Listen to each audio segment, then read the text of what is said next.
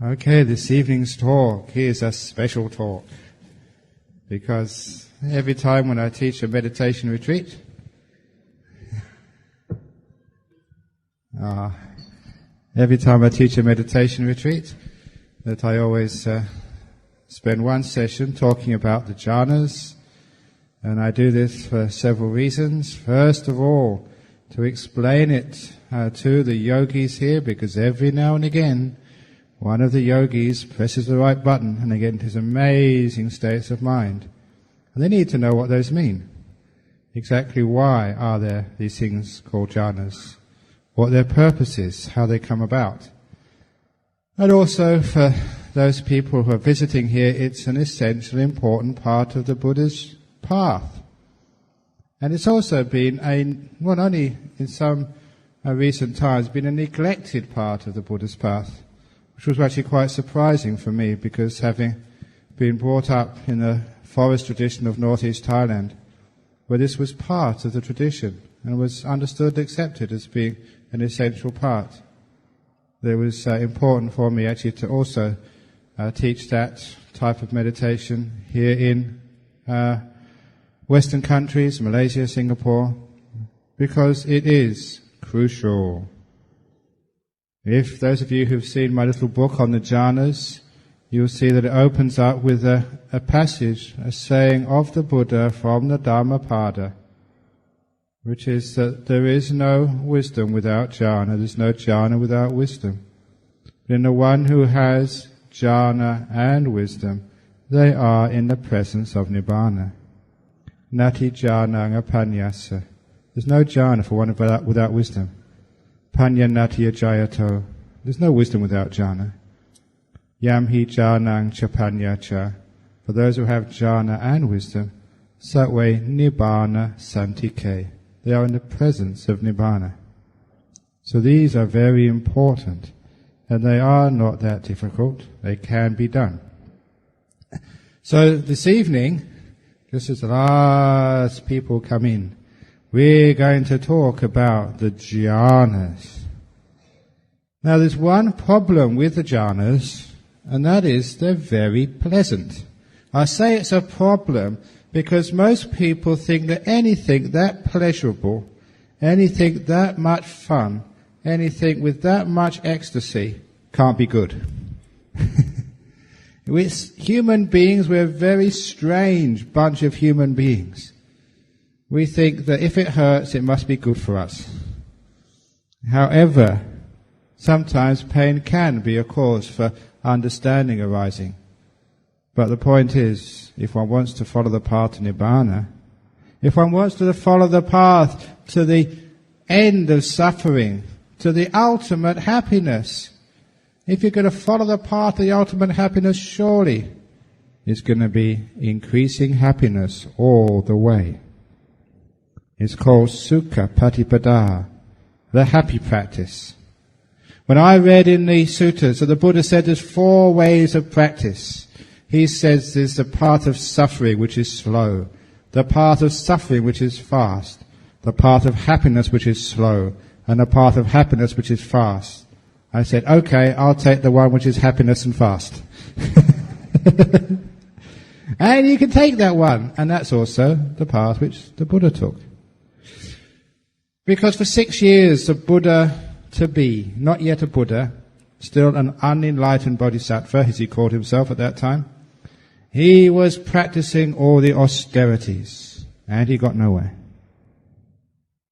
And in the story of the Buddha, there's lots and lots of interesting tips about the way of practice in the Buddha's own life story. And you all know what happened. He gave up that austere ascetic practice. He took a nice meal. In fact, it was a meal fit for a deva. The woman, Sujata, had got this food to be left at a tree for a heavenly spirit. And the Buddha ate it. So it's not an ordinary meal, it was a delicious meal. He had a good bathe. He rested. And then he got a lovely bunch of grass, freshly cut, and made a nice cushion. So in other words, you have to look after your bottom if you want to get enlightened. Because too much pain is too much distraction. But before he did that, he wondered what he had to do, because he tried every possible method to become enlightened and nothing was working. And you all know what happened next. He recalled a time when he was a young boy, when his father was doing a little ceremony to start the ploughing season for the year. He, being a young boy, he wasn't participating in the ceremony. He sat under a rose apple tree. And actually, some of the committee members here, the organizers, they got a rose apple tree which they want to plant outside, 'cause it's supposed to be very fragrant. Now maybe that's actually one of the reasons why, when you sit under a rose apple tree, you can get these jhanas. Maybe just so fragrant, it sort of gives you that happiness, that peace, which you can turn into deep meditation. So, who knows, when that rose apple tree is planted, please sit underneath it. You never know your luck. And maybe that's actually where the simile of Sir Isaac Newton, because an apple fell on his head, maybe that was a rose apple. And he became, no, I don't think he got into jhanas.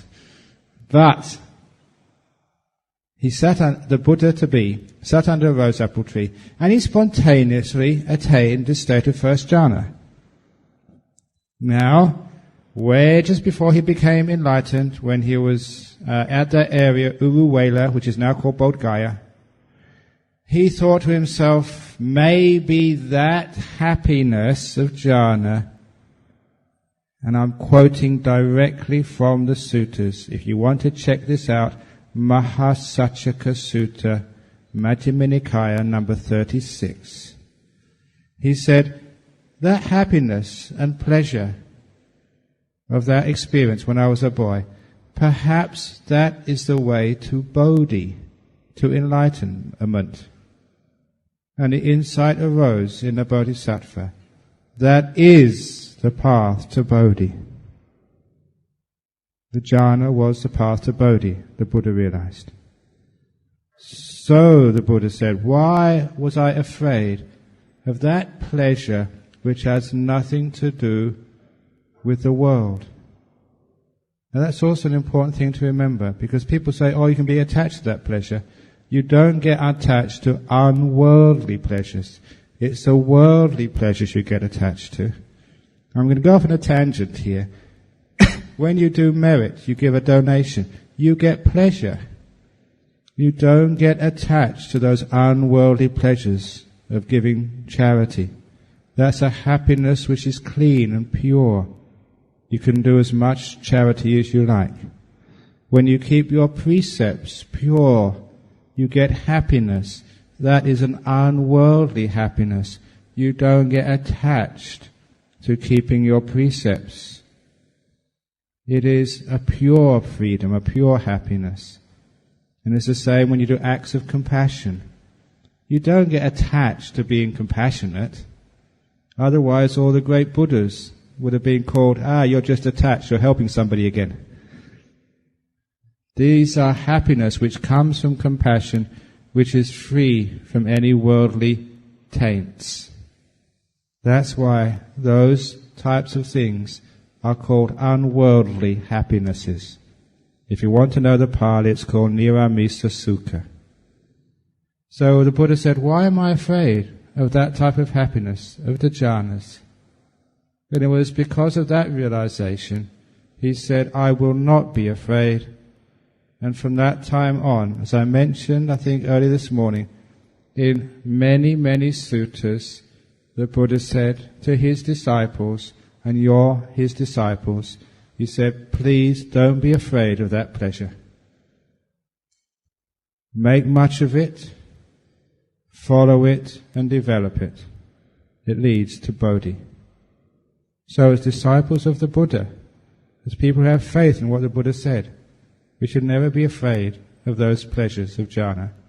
We should actually follow it, make much of it, and develop it, as the Buddha said. The reason is that those pleasures, those jhanas, are states of freedom. You can't get attached to freedom. It's what's called an oxymoron. It's like, wise stupidity. or black lightness. Two words which you put together which mean opposites of each other. You cannot be attached to letting go. Which is why I coined the word some years ago to try and get away from people who think that you can be attached to the jhanas by saying that these are, in fact, stages of letting go. And I called the 4 jhanas the 4 stages of letting go. And I even called the Eightfold Path, 8th factor, Samma Samadhi, which too many people say is right concentration. I called it right letting go. And it is fair enough, that's a fair translation of that word. Right letting go. When I put it that way, it takes away all of the possibilities of thinking you can be attached to these things.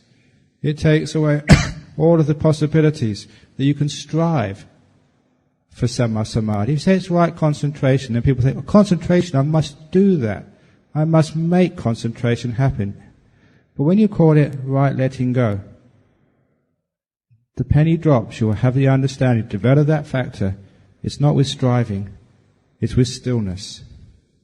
These are states of letting go. These are states of very great stillness. Now think about it. If you're doing something, how can you be still? Activity is the opposite of stillness. Understanding that way, you get a feeling for what these states actually are. They're states of stillness, they're states of letting go, and you find that they're incredibly blissful. It seems strange in life, because ever since you were small, you had the idea that if you want to have happiness and success, you have to make it happen. You have to strive and work hard. And indeed, worldly success and worldly happiness, the opposite of Niramisa Sukha, called Amisa Sukha, worldly success, you do have to strive. You do have to work hard. To build my monastery, I had to work hard. If I want to build a monastery, I can't just sit there and let go. So there's times when you have to work hard. And this is what you've learned, what you've known, but that only works in worldly things. When we go to the Dhamma, this is another, as they say, ball game altogether. It follows different rules. This is where we let go, where stillness is paramount. And in that stillness, we get incredible happiness and bliss. Not the success of the world, but the happiness and bliss which is beyond the world. So these are incredibly strong states of mind. And because they are great strength, because they're stages of letting go, because each one of them is actually almost defined, you understand it, not so much by what is there, but you understand it by what is missing.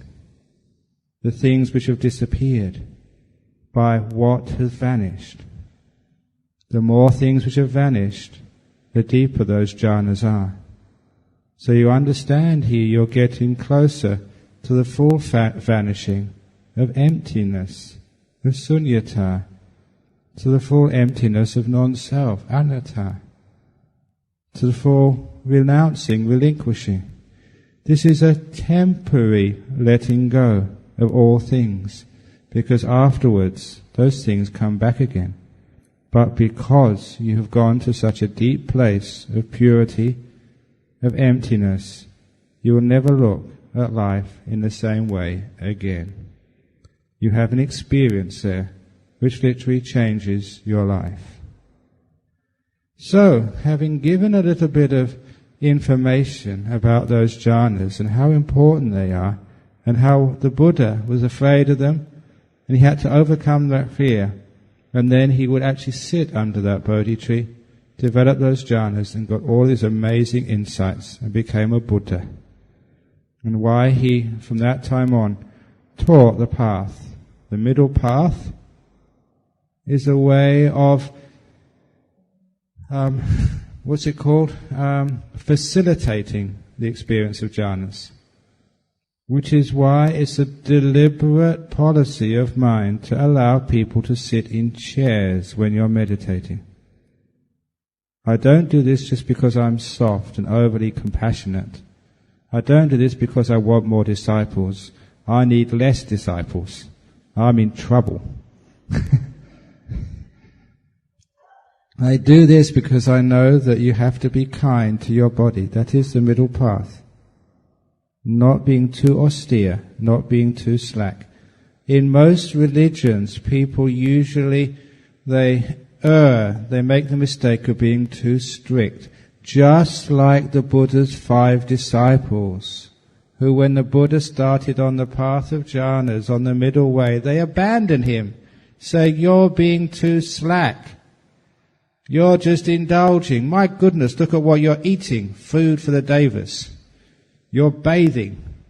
You're not just sitting on the roots, the bumpy, knobbly roots of the tree. You're getting a grass cushion. That's soft." Because austerity and asceticism was thought to be the path, his first 5 friends abandoned the Buddha completely. The Buddha had to have that inner strength to know, yeah, this is the path and I'm going to follow it. Other people couldn't see that. So after he became enlightened, it was the Buddha's first teaching. Please, please, please, I've found the path. It's not austerity and asceticism. That's called Attagilamattanu Yoga. It's one of the extremes of the middle way. He said, no, don't do that. Have a degree of comfort, but let go. And the Buddha taught that path of letting go as the Eightfold Path, which culminates in Samma Samadhi, right letting go, the 4 jhanas.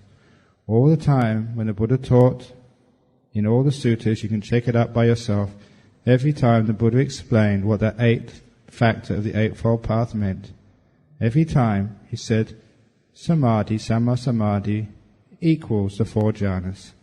He never explained it any other way. It's a factor of the path, the 8th factor. So exactly what happens? How do we develop these jhanas? And when I say how we develop them, it gives you some idea of what they are and how important they are.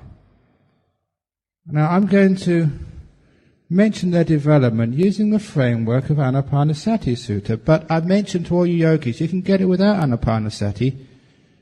In brief, what those jhanas are, you let go of the world, in other words, your family, your money, your home. You don't concern yourself about worldly things.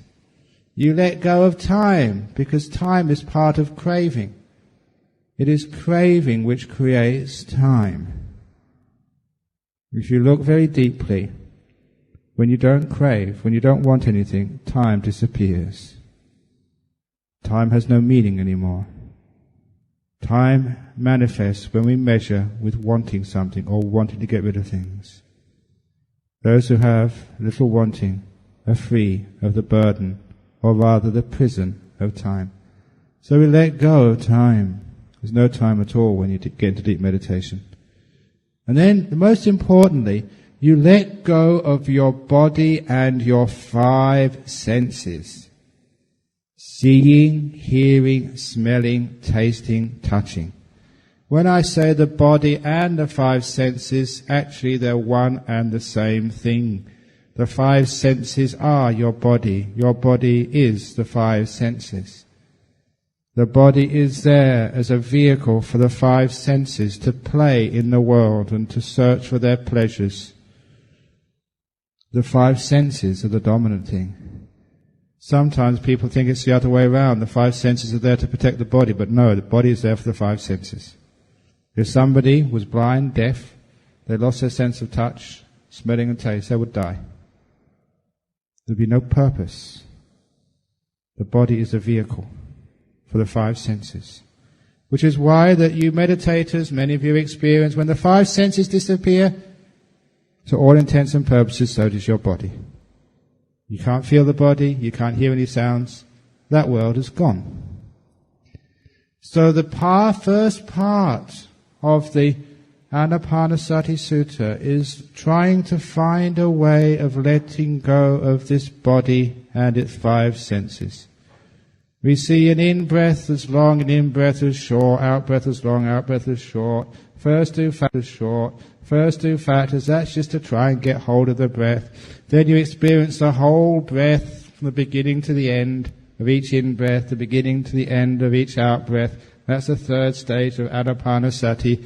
Then you calm that body of breath down. In other words, you allow it to get still. Your breath starts to become refined. Many of you got to that stage. And then what happens?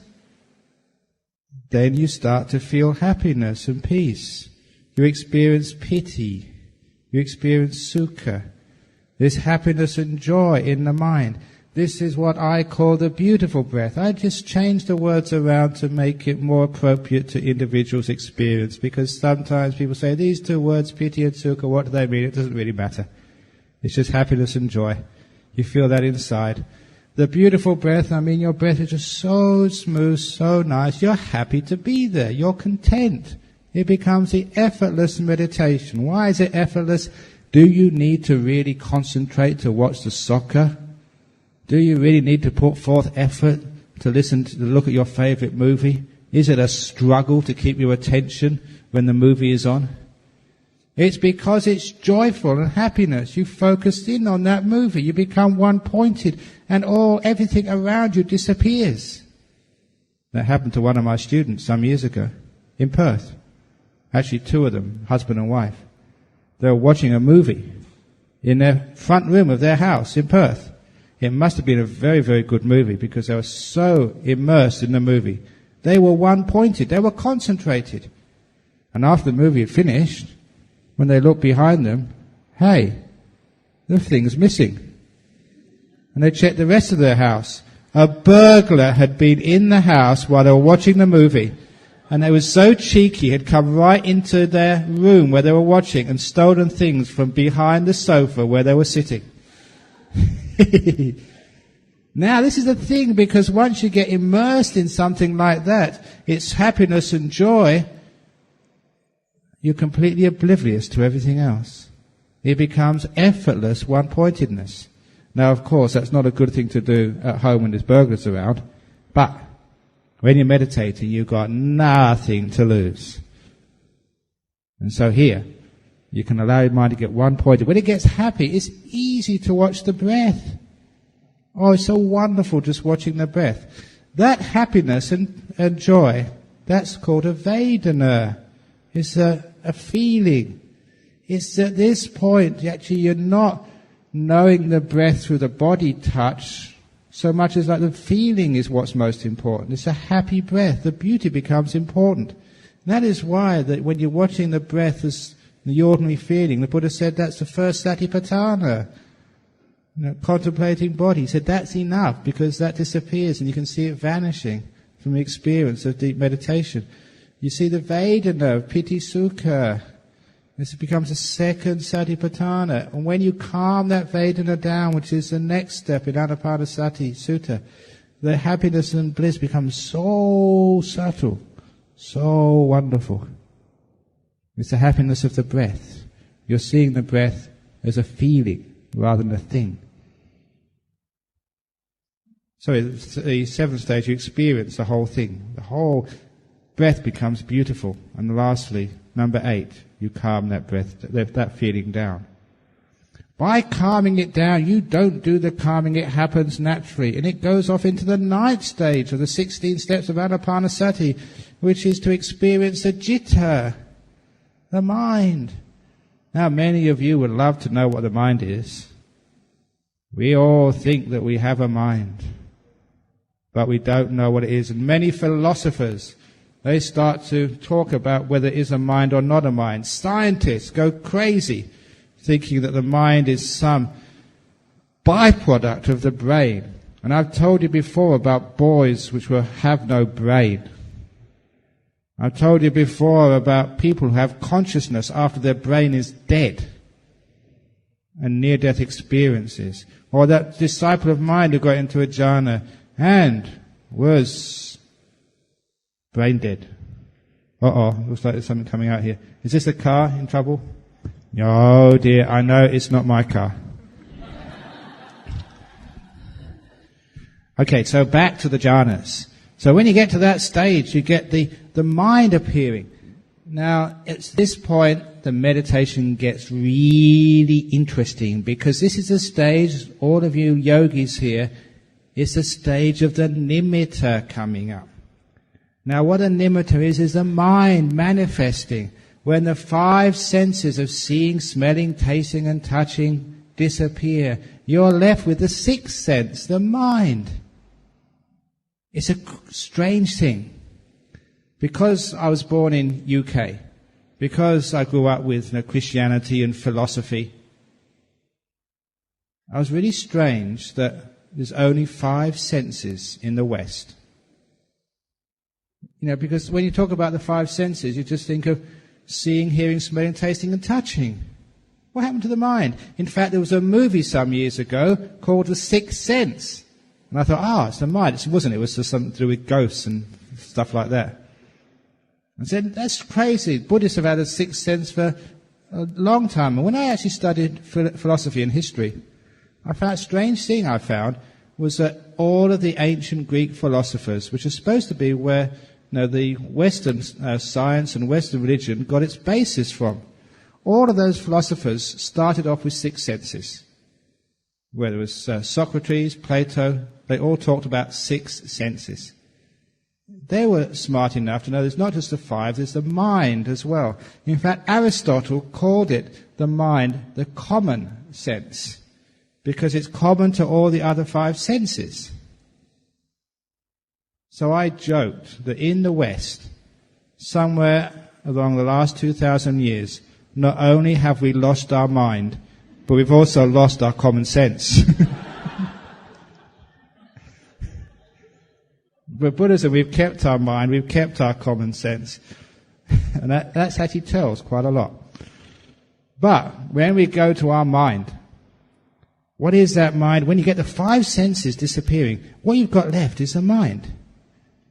Now look, if you want to do an experiment, if you want to find out the qualities of something, for example, if you want to find out the properties of gold, what do you have to do? You have to purify the gold first of all, to make sure it's got no impurities, no other elements like tin or iron. So it's pure gold. And once you've got pure gold as a chemist, then you can find out its properties. If you've got a small amount of imperfections, you will never really truly understand what it is. It's the same with the mind. If you want to find out what the mind is, you've got to purify it. Get pure mind with no other senses in the way. That's why that stage of meditation, when you've got a nimitta coming up, the nimitta is a reflection of your mind. You actually got the mind right in front of you. Then you actually understand what this mind is. That's the first time you come face to face with a mind, your mind. Now, that's the 9th stage of Anapanasati. The 10th and 11th stage of Anapanasati, you've got to stabilize the mind, because that chitta, when it first comes up, that nimitta, sometimes it's moving all over the place. It flashes up. It's not stable. You can't keep it there. So you have to find out how to stabilize it. Calm it down. It's all how to let go. And you also have to brighten it up. It's called apipamojayang jitang. To brighten it up so it's very brilliant and very bright. Usually when these things come up, they're already brilliant, they're already stable, if you've done lots of letting go. And that's when these beautiful lights come into the mind and they stay there. And the most amazing, beautiful things you've ever seen. We call them nimittas because they're a reflection, they're a sign of the mind. They use the same word when you look in a mirror. That which you see there, your reflection, your image, is called your nimitta of your face.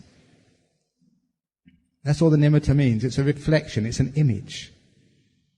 Now the important thing is you do not see that with your physical eye, because the eye is gone, it's subsided, you're not seeing anything at all. If you've got some gizmo measuring the activity of your optic nerve, it will be registered nil. Nothing's happening there. This is a mental object. But it's seen. It's perceived rather as a sight, because that's the closest thing. When you get into this realm of the mind, it's fascinating. Because this is where you get to understand where perception is. Why we perceive things in certain ways is because we have an experience and our mind searches through its data bank of similar experiences. It gets the one which is most similar, and that's the language we use to describe it. To do with memory, the data bank of experience. All perception, all understanding is comparison. It's like this. It's close to that. That's how we make sense of it. When we first have these nimittas, it's like a brilliant light. The most important part of that nimitta is its brightness and its stability, its energy, its power.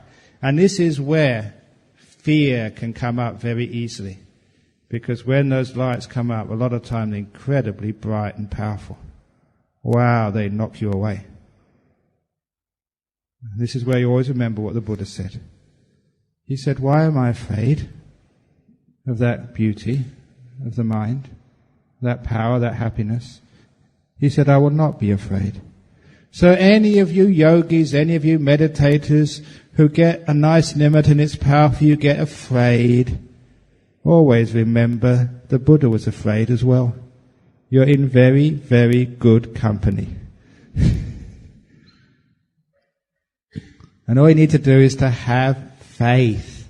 Have some confidence.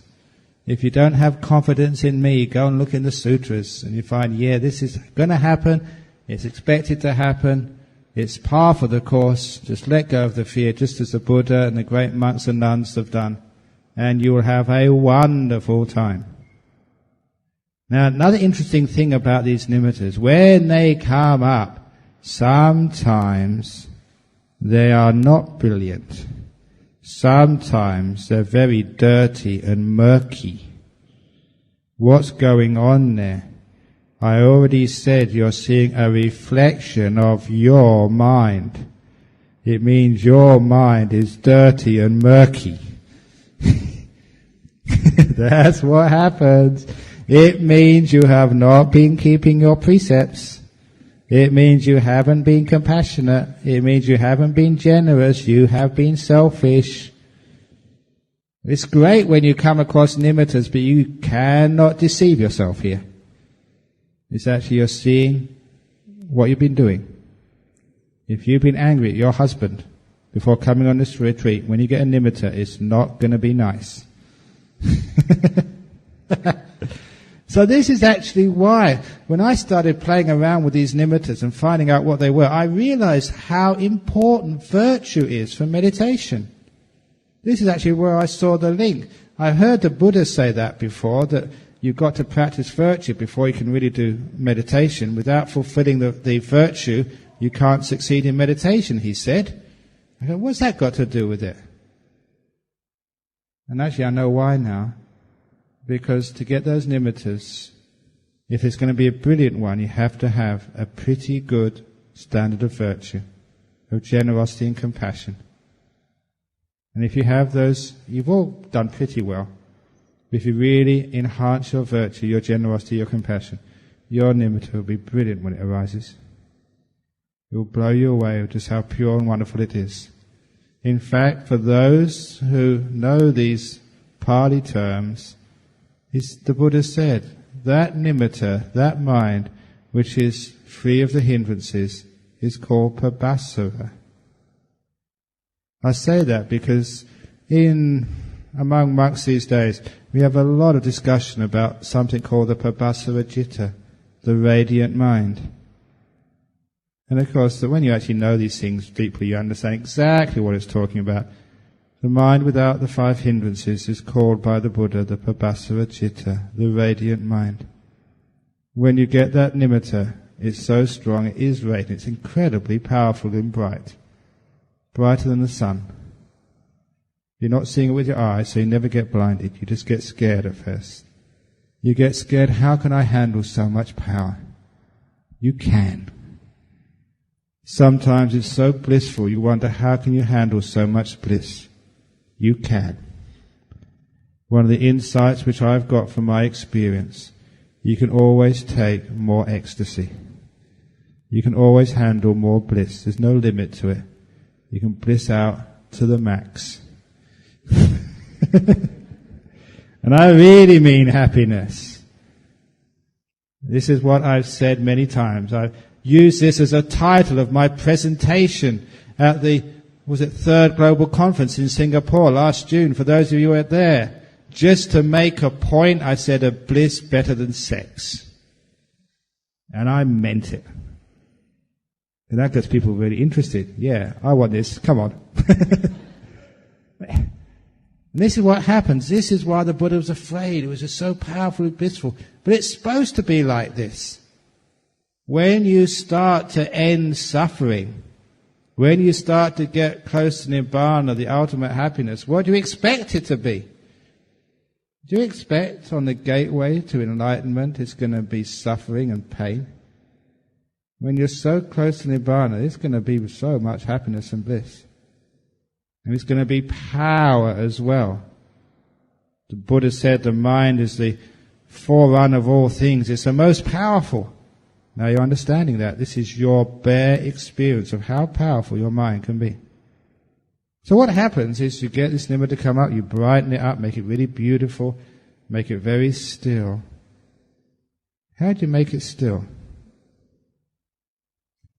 There's an old simile which Ajahn Chah taught. In fact, it's such a famous simile, it's the title of one of his books. But the simile as written in that book is not the full simile. It's called a still forest pool. The full simile goes like this, and this is a powerful metaphor for what you should do to meditate and gain success. This metaphor was especially employed for the time of nimittas, when these beautiful lights come up in the mind, but you can use this for any experience in your meditation. It tells you what we mean by letting go and how to do that letting go. So many of you, again, are very hard to understand what this letting go really means and how actually you actualize the letting go. You know, you can't do letting go. You have to let go of the letting go to achieve the letting go. It comes so difficult, but this is a great way of understanding what it means. The still forest pool. That simile is relevant to the time when there were still jungles and forests in Thailand, and when it became part of the monk's life to go wandering. Usually you'd stay as a monk in your monastery for 5 years, and after 5 years you had your basic training, you knew your rules, you could do your chanting, you could actually live independent of your teacher. You had enough meditation success that you could be stable, you can go and meditate under the trees without too much problem. And it was a wonderful experience. I remember when I did my year of wandering the forests and the jungles of Thailand. Imagine what it was like. You just had your bowl and your robes. You had to carry everything with you. In our monastery, we took it seriously.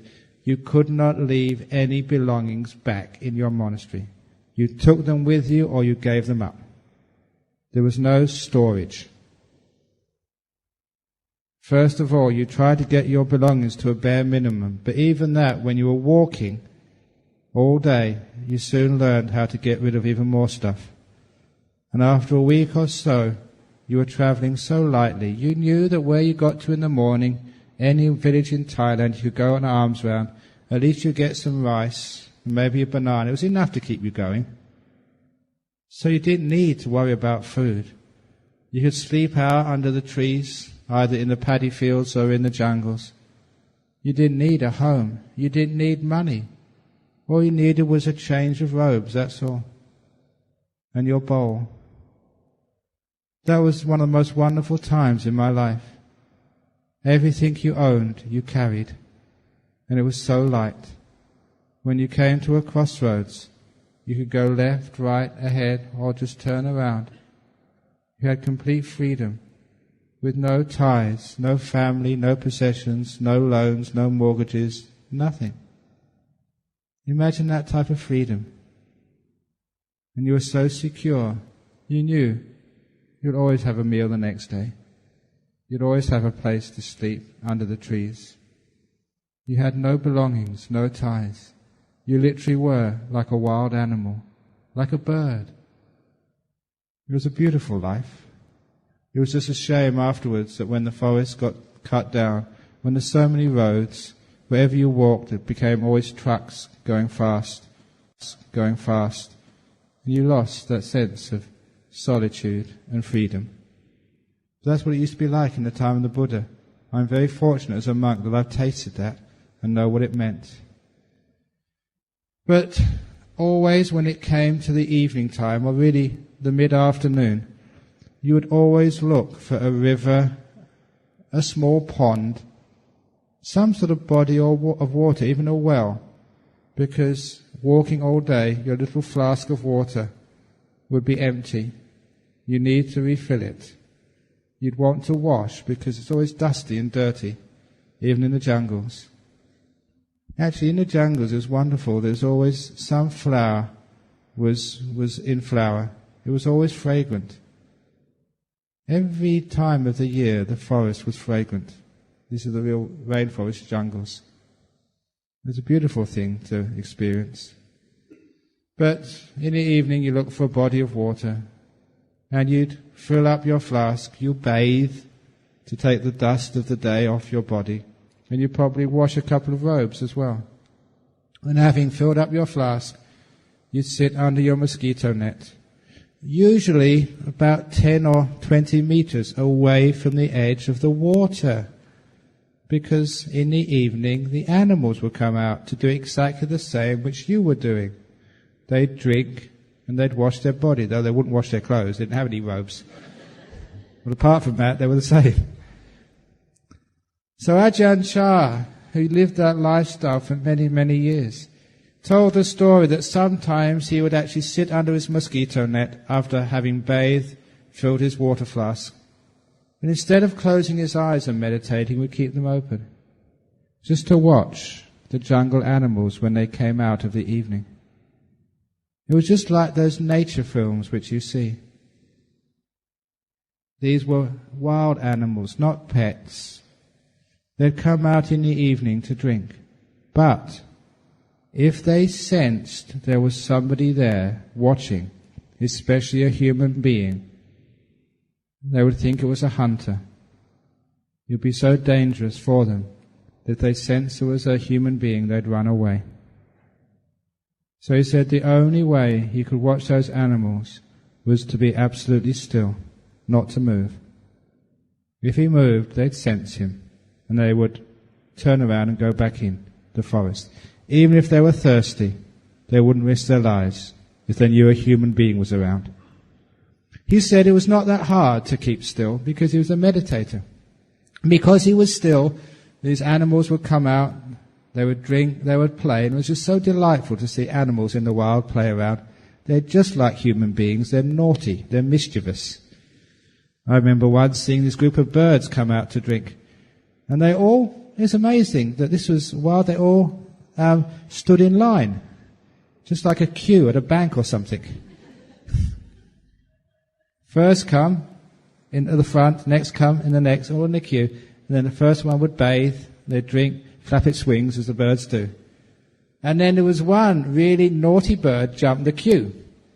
And all the other birds descended on it and basically beat it up and pecked it off. Just like human beings. And that's why when you see nature in the wild, it's just so much fun. It's delightful. It's better than watching the TV. So Ajahn Chah would do that in the evening, just watch his animals play and become mischievous. But he had to be absolutely quiet to watch them. But he said sometimes, once the ordinary animals had played by the still forest pool, if he was really quiet, some other animals would come out from the jungle. And these were incredibly beautiful animals. Animals he'd never seen before.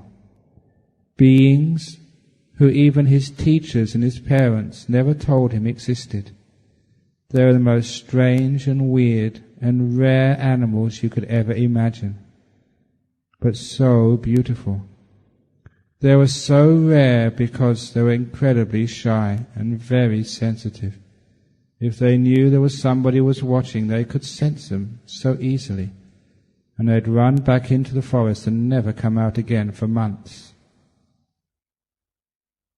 Sometimes he was so still that even these rare and very beautiful animals would not know he was there, and they'd come out and drink by the still forest pool, and he would enjoy their company.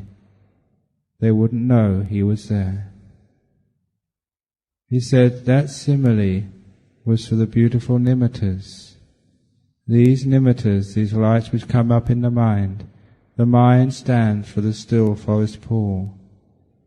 Ajahn Chah watching stands for your mindfulness. The animals so rare are either the nimittas or the jhanas which come next. Once this nimitta comes out, if it knows you're watching, if you move, that nimitta will go right back in the jungle, will not come out again for days. You've blown it. What happens is people get excited. Wow, look at that!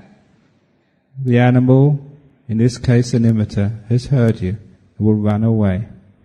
All of you who've seen a flashing light, and it's disappeared immediately, that is what has happened. It's come out to play by your still mind, and it's known you were watching and has gone away. Or sometimes you get afraid. You've never seen anything like that before. It's incredible, it's weird, very powerful. You're afraid. Because of fear, the animal knows you're there, can smell your fear, and will run back into the jungle and never come out again. So understanding that simile, which is so perfect, it's a beautiful simile, you understand what you have to do at this stage in the meditation. You have to be like an Ajahn Chah by the still forest pool. You have to be like one of these wildlife photographers. You have to be like a paparazzi taking a picture of Princess Diana. If you move, her bodyguards, well, she's dead now, but you know what I mean, Madonna or something. Actually, one of my friends, one of the disciples in Perth, he was a paparazzi. And he heard that, what's her name? The Kylie Minogue, that she had some nervous breakdown. He heard she'd gone to Broome in the north of Western Australia. And he told me it's the most exciting time of his life as a photographer, because he crawled through the bushes outside this resort, Cable Beach Resort in Broome. And he saw her, and he got her, and he went all around the world. His photographs earned a fortune.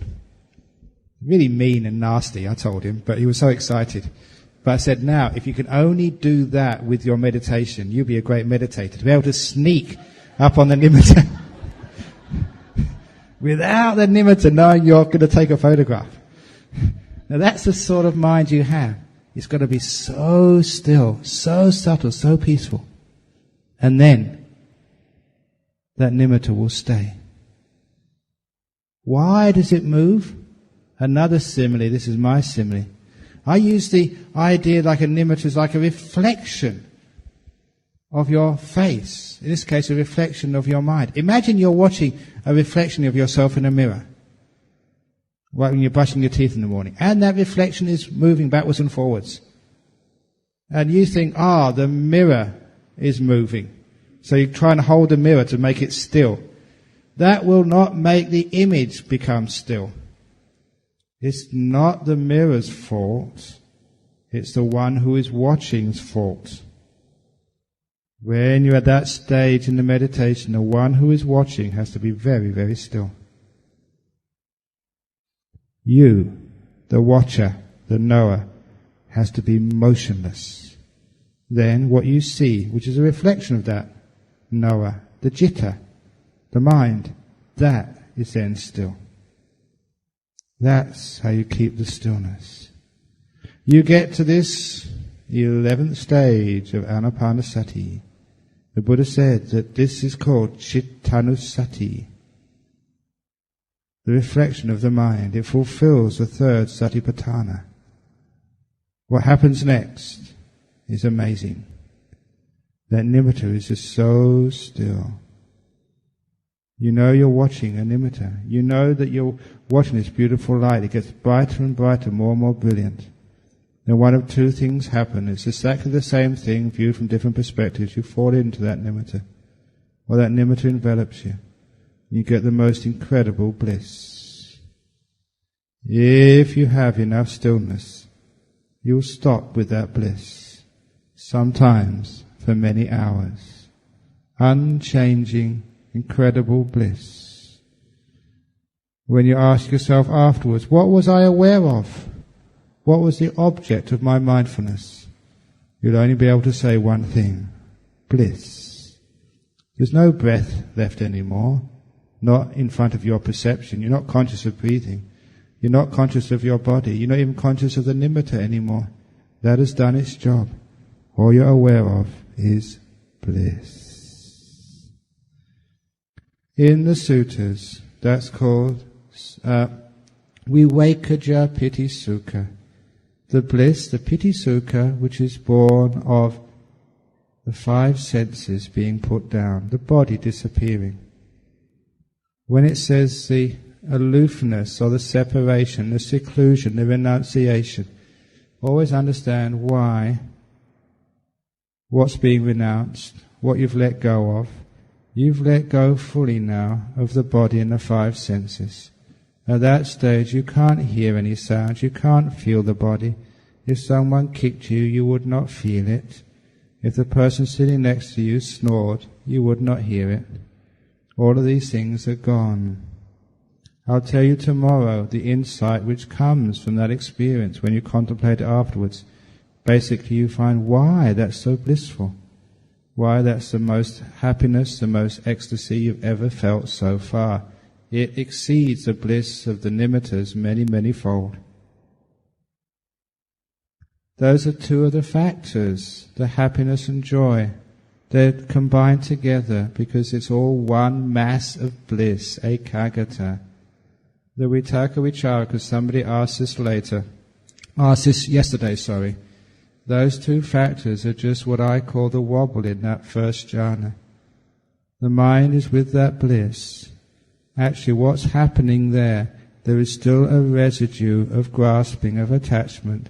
You're not that confident to fully let go to the max. You hold that bliss.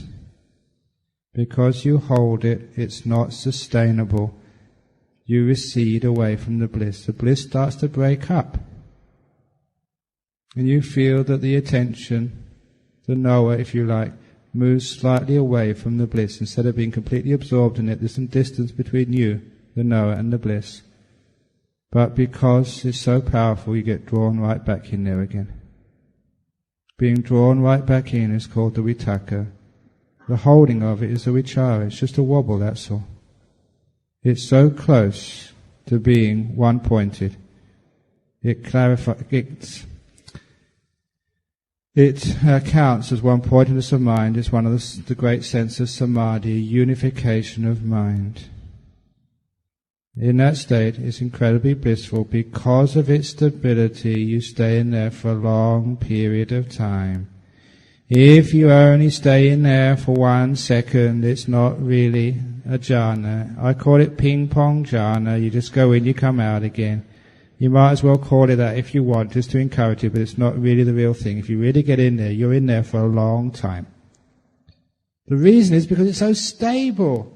Look, if you can watch a movie on the television for a couple of hours because you're having a good time, you can't take your eyes, as it were. This is just a metaphor, there's no seeing. You can't take your eyes off that bliss. You're having such a wonderful time, nothing else matters. My goodness, you can't come out. You don't want to, you're having a great time. So people who get in those jhanas, it's usually 2-3 hours or something, and they're sitting there having the most wonderful time of their life. And they don't care about breakfast anymore, about lunch. Who cares about that? They didn't even care about a talk by Ajahn Brahm. They're just sitting there completely oblivious, having the time of their lives. And good on them. There's a lot of benefit from this afterwards. So in this talk this evening, I'm not focusing on the insight and what this means to your understanding. I'm just focusing on the experience. But just because I'm focusing on the experience, please don't think this is without insight. These huge insights come from these stages. That's why the Buddha became enlightened. He got huge insights from these jhanas. Quite naturally, what happens next? In those states, you can't proceed any further. You can't, but the state can develop by itself. Another thing which is almost gone in this jhana, but which becomes very clear that you've let go of in the next jhana, which is very strange, is your will, your potential to do. The real controller in that first jhana, because there's a touch of grasping onto that bliss, which is the vichara, and there's a moving towards it. Technically speaking, if you're going to be very refined, you are still doing something. Subconsciously, subverbally, there's still a movement there. But when you let go of that movement, just because of confidence, you're confident enough to fully let go with that bliss, so you don't hold on to it anymore. And it stays absolutely immobile. The last bit of doing, of will, of choice, of intention, of aspiration, that which moves you, has now completely gone. You're in such a solid and stable diamond rock-like state where no movement is possible. You are like frozen in bliss. That particular bliss is called samadhija piti sukha, the bliss which comes of absolute stillness. You've let go of something which was so common, always there for you, that it's so strange, it's like nothing you've experienced before. Not just the bliss, but the fact is it's got a taste of one of the most important parts of what you took to be yourself having completely vanished. The potential to do, to be in control, has gone. That is weird. It's a completely different level of consciousness where the doer is no longer there. Vanished completely. It's the first time it's gone. Now you understand what that doer really is. This is the deep state of second jhana. If you are lucky, every one of these jhanas lies within the one before. I used that simile yesterday of the 1,000-petal lotus. The reason I use that simile because it gives a great metaphor, a way to understanding what these jhanas are. When the Buddha said, there's Buddha nature inside of you, this is what it is. Every stage is right within the one you're in now. Those jhanas are right within your consciousness in this very moment. You just got to get in there to feel them, to know them. They're right in this body. You go into time. Timelessness is in the middle of time. Silence is in the middle of thoughts. The breath is in the middle of your body. The beautiful breath is in the middle of the breath. The nimitta is in the middle of that happiness, which is called the beautiful breath. The jhanas come right in the middle of the nimittas, which is why you either sink right into the middle of the nimitta, or the nimitta goes around you. It's in the middle. In the middle of the first jhana, and right in the center of it is the second jhana. So you don't throw something off and go somewhere else. You just go deeper into where you are now. Deeper into the center.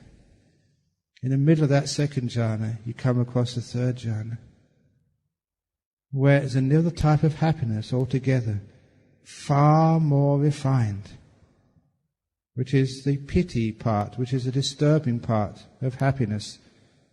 You get a bliss which is more blissful than the bliss you've had before, which you thought was the maximum you could ever experience. Now, if you really want to find out what ecstasy is, what bliss is, what happiness is, you are now becoming the expert on ecstasy. Sometimes people think they know about happiness. In the world, only great monks, meditators know what happiness is. You think that, falling in love is the greatest thing ever happened to you? Sex, great sex, even drugs, that is nothing. That's not a millionth part of the happiness which you get in these deep meditations. If you really want to know what happiness and pleasure is, you get in these meditations and it'll blow your mind. So, you get into these amazing happinesses. And then another level of happiness comes next with the equanimity, the absolute stillness. And sometimes it's like the happiness has disappeared, but that is an even better happiness. It is the happiness of no happiness. That might sound like a Zen koan to you, but you get that experience, you know exactly what it means. It might sound like a Zen koan to you, but you get that experience, you know exactly what it means. The happiness has disappeared, and that is even more happy. And you go on through these jhanas as the mind gets more and more refined, more and more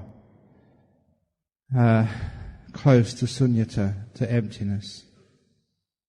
It's going. As I said last night, with full cessation happens shortly afterwards. These are the jhanas. This is what happens. When you're in those states, you can't come out. The deeper you are in those jhanas, the longer they last. In those very, very deep jhanas, you last a long time. You can't come out. You're sitting there. It's not that you don't want to come out. It's the ability to come out. The ability to make a decision is completely gone. And because there's no craving, there's no decision-making possible. It is timeless. In those states that some people sit for days and they haven't got a clue that days have gone past. It doesn't have any meaning at all. Just like 5 seconds, 5 days. Absolutely still. People used to do this. I've told too many times the story of my disciple who went to hospital and had his... You all know that one, don't you? Put your hand up if you haven't heard about the disciple of mine who went to hospital because he was in jhana. Okay. Come on, you know that, don't you? You haven't heard it? Okay, here we go.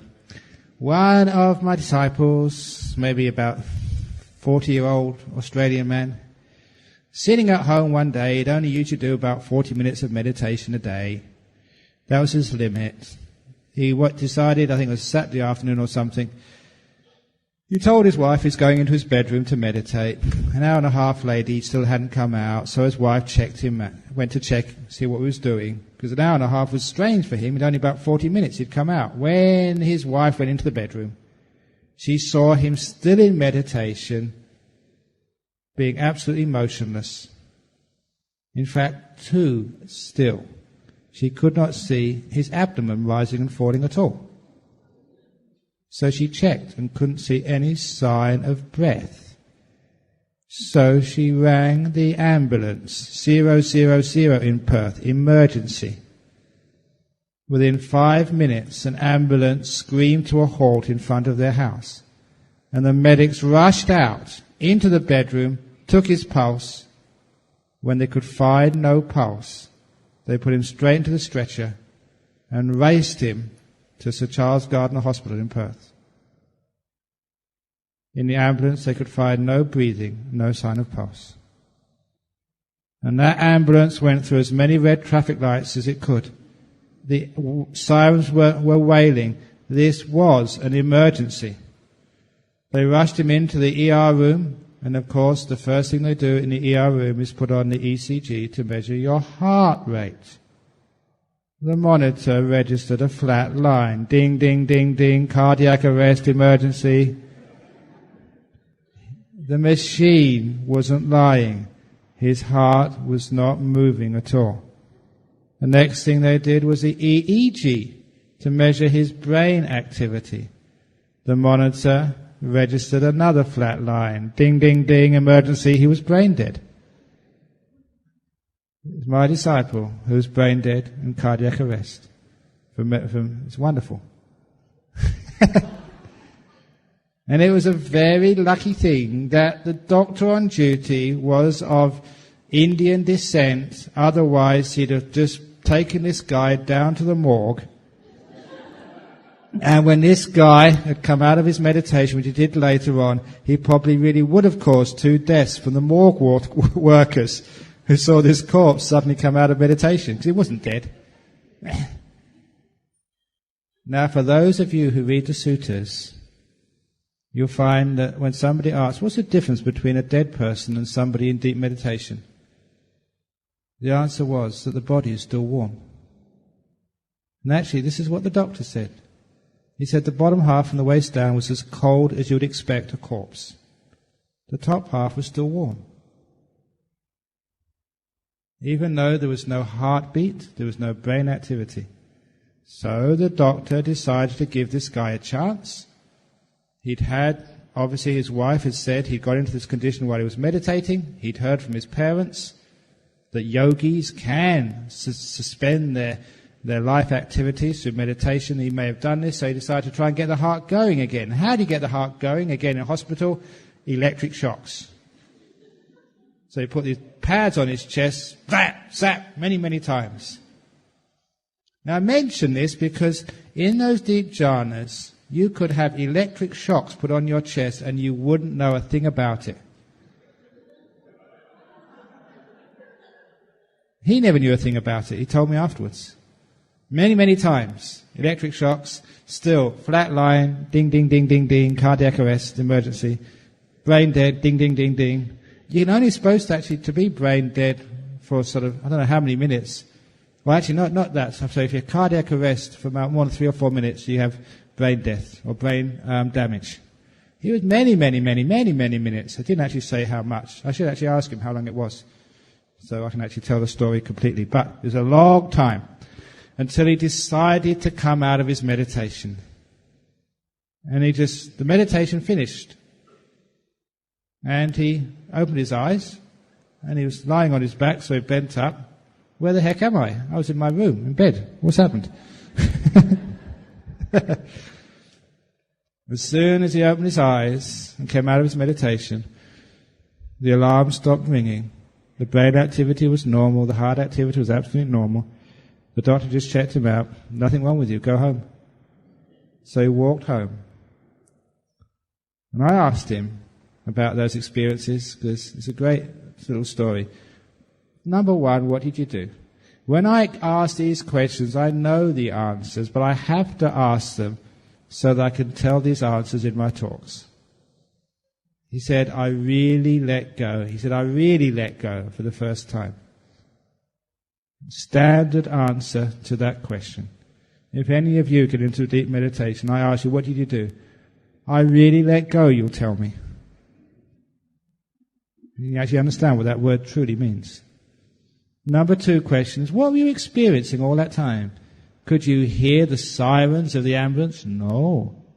Could you feel those medics lift you up and put you in that trolley? No. Could you feel electric shocks? No. Were you unconscious? No. Were you mindful? Yes. Super mindful. But what was the content of your mindfulness? The most amazing bliss I've ever felt. That's what he felt. He was fully mindful of bliss. He was in a jhana, a deep one. That's what happens. Even my teacher, Ajahn Brahm, the last 9 or 10 years of his life, he was in a coma. Sort of, because we knew exactly what he was up to. So every now and again he'd get into jhana. We knew this because on one occasion he stopped breathing. Yes, he used to stop breathing on many occasions. But on this particular occasion, one of my best friends, Ajahn Jhana, now at Wat Nanachat, he was on duty there. Because what happened, as soon as Ajahn Chah had this problem, I think it's excess fluid on the brain or something, had a stroke, all the monks met together.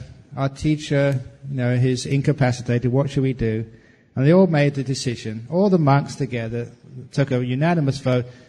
We don't want sort of medical intervention. Let's just let it take its natural course. If he dies, he's given so many good teachings. We've got all the Dhamma. He's done his job. Let's let him go off into Parinibbana. Leave him alone. Let him disappear. We've got so much out of him already. Out of compassion for our teacher, let's let him go. So they decided not to have any medical intervention. Just let him die. However, the king of Thailand heard that, and he sent a letter straight away. No, you will not. You will keep that monk alive. And now, unfortunately, when the king of Thailand says those things, even though that the monks are supposed to be higher than the king of Thailand, they thought, we better keep our teacher alive. So they kept him alive for many years. And the king of Thailand paid for the nurse, a male nurse on roster 24 hours a day at his bedside for about 9 or 10 years. And it was the monks. We all volunteered to do little services, to be sort of the attendants. And this was just one night amongst many. Ajahn Chah stopped breathing. And the nurse wanted to get him breathing again. The monk said, look, leave him alone. He's just meditating. The nurse didn't believe that, because the nurse was trained in medicine. If you stop breathing, you'll soon become brain dead, and that would be the end of Ajahn Chah. The nurse knew that Ajahn Chah would one day die, but he did not want Ajahn Chah to die on his shift.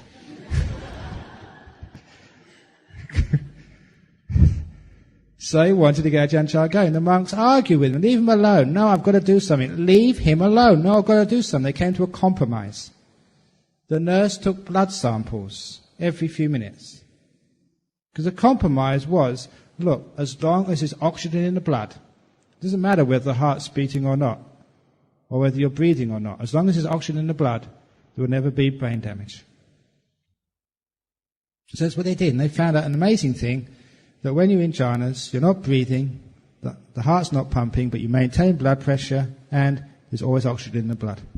The oxygen level never lessened for many hours. Fascinating piece of medical advice, medical research. So when you're actually in this jhana, you don't need to breathe. You're so still, you don't use oxygen. That's why the brain doesn't die. The oxygen is there for it, if it needs it, but it's so still it doesn't use anything at all. Why it doesn't need to breathe? That's the stillness of the jhanas. The Buddha said this is the way to Bodhi. Why? Why it's the way to enlightenment?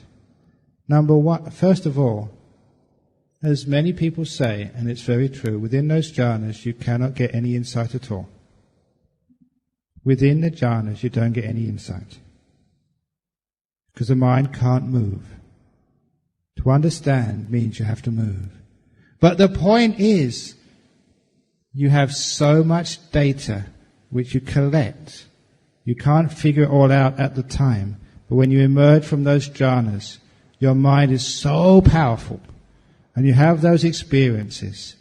It's those experiences after the jhana, when the mind moves and reflects upon them, that's where enlightenment usually happens.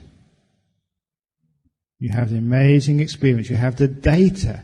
Like in a scientific experiment, you've got some really rare, very powerful, undeniable experiences.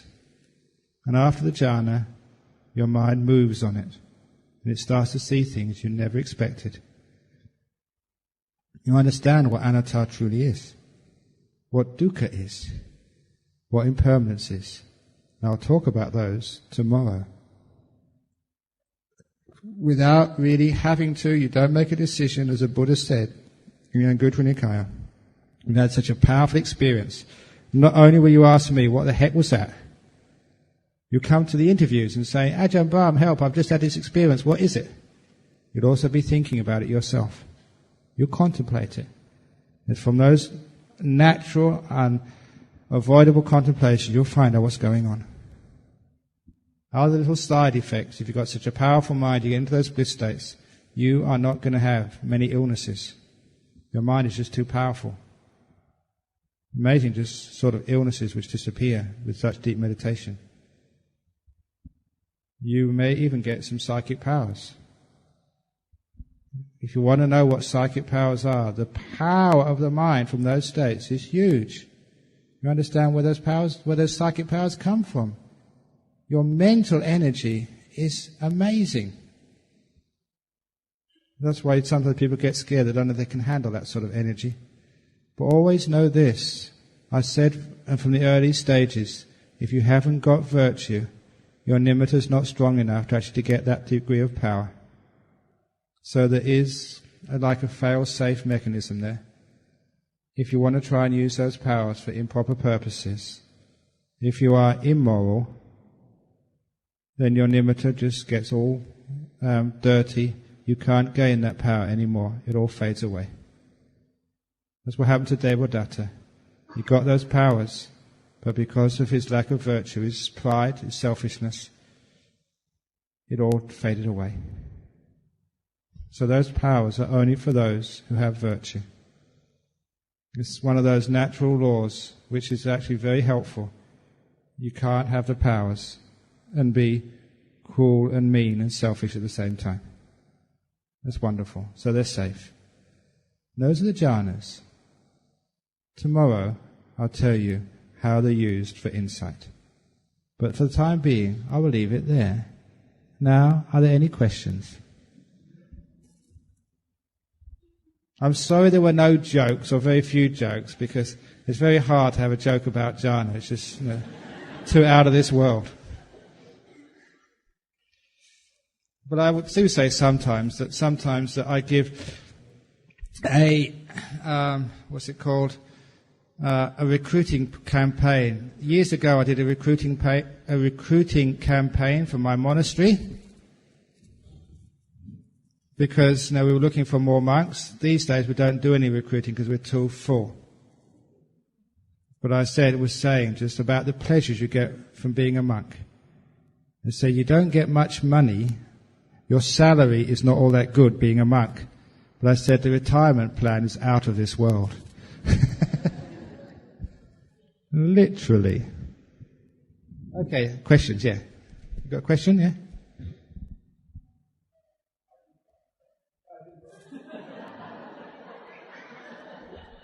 Thank you very much. You're so kind. Now go on.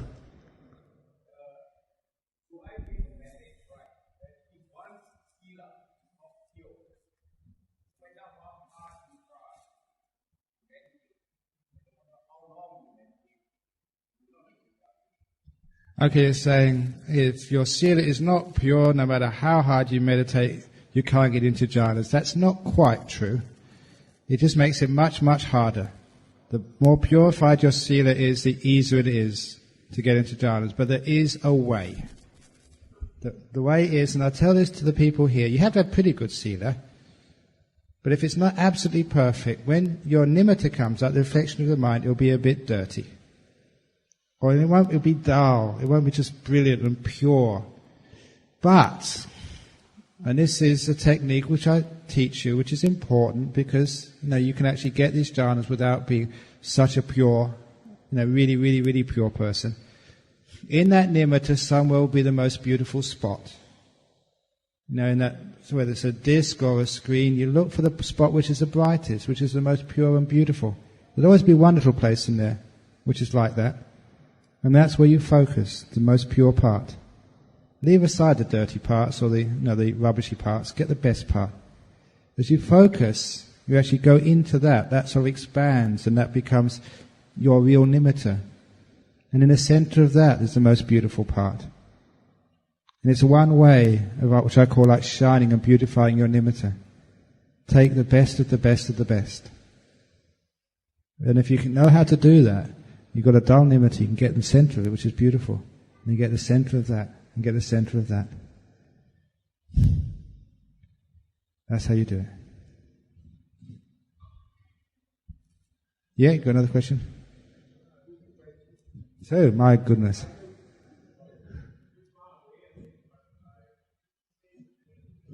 Yeah?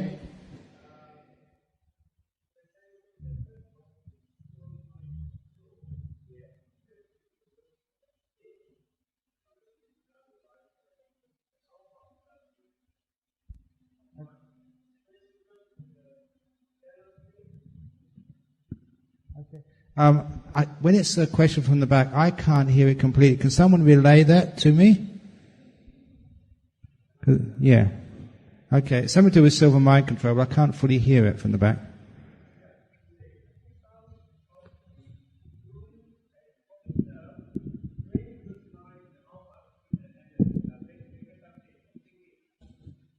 Oh, yeah.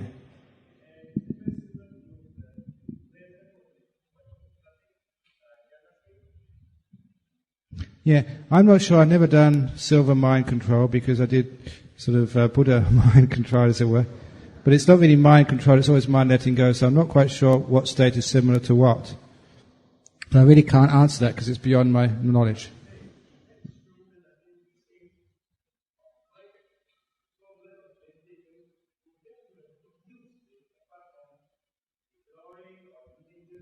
Oh, yeah.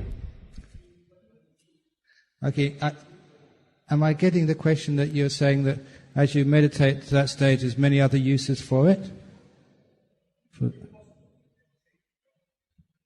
That as you meditate to that stage, there's many other uses for it?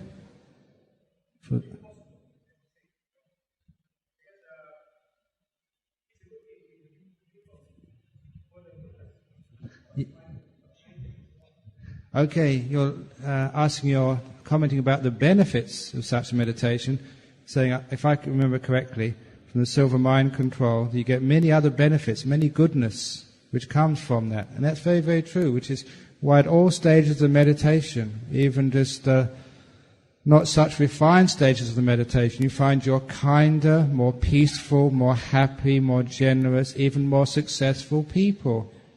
So, the meditation which you learn is wonderful at all things which you do in life. But I think maybe, I'm not quite sure, but do you have to pay for silver mind control? So the only difference is here it's for free. Because no one makes money out of it. But it's even deeper. The Buddha was there a long time before the fellow who invented silver mind control.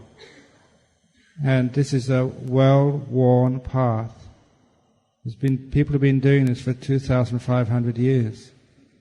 We know all of the problems, all the difficulties, and also all of the benefits.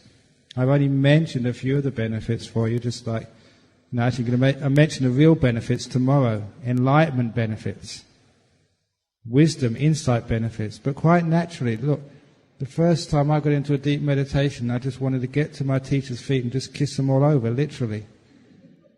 Because if you may remember, those of you who had any deep experiences know what it's like, incredible gratitude and compassion for those people who have given you such a gift. And if you want to do loving kindness meditation, which we're doing in the morning, if you do it after a jhana, you zap them. And my goodness, they feel it. You've got power. So if you want to really heal somebody, do healing. It's amazing what you can do with these deep meditations. But of course, the main thing you do is teach people wisdom. Teach people to let go of suffering. And you don't need anything in the world. You've got so much happiness. You could actually give so much more. You've got the energy to give. And how on earth can you get angry and upset and jealous and fearful? No way that those things can come up.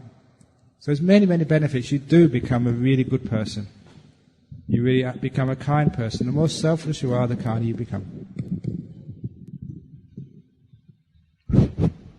Yes? Questions? I hope I answered that question. If I didn't, please come up to the microphone afterwards. Ajahn Brahm. I have two questions here from a yogi. First one, you were saying Buddhism is about happiness and compassion. I agree very much with you, but why are there monks who are very stern and have serious looks? Don't you think this will frighten the lay devotees in this compassion? Thank you. Okay, why are some monks really stern? I think sometimes they're like these chocolates. They're hard on the outside, but they've got a very soft center. Right. Second question. There, Ajahn. Please explain the differences between Pure Land and Nibbana. Okay. Why do my Hayanese devotees always pray to get into Pure Land when there's a place called Nibbana, no rebirth? Sadhu. Okay, as I understand Pure Land Buddhism, that Pure Land is like a halfway house between this world and Nibbana. So going to the Pure Land is not going to Nibbana, it's on the way. So if you want to take the shortcut, in other words, go straight to Nibbana, this is the way. This is the shortcut to Nibbana. Okay, please come to the microphone, you've got a question.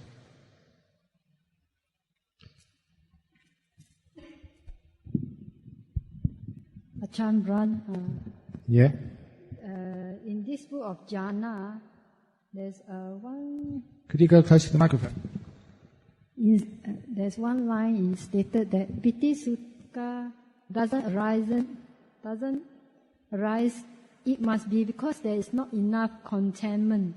That is Then you highlighted, one is still trying too much. What do you mean? Can you explain, please? Okay, trying too much. Remember, these are states of stillness. Those jhanas are so still, you can't move. It's impossible to move in the jhanas. That's why you just can't come out. You're frozen. Frozen solid. There's no movement possible, like a mountain. Even a mountain can tremble with an earthquake, but in meditation you can't. So you can understand that stillness can't be achieved by doing something. Now, when you understand that, it's all about letting go, stopping doing things. Too much doing, too much striving moves you too much.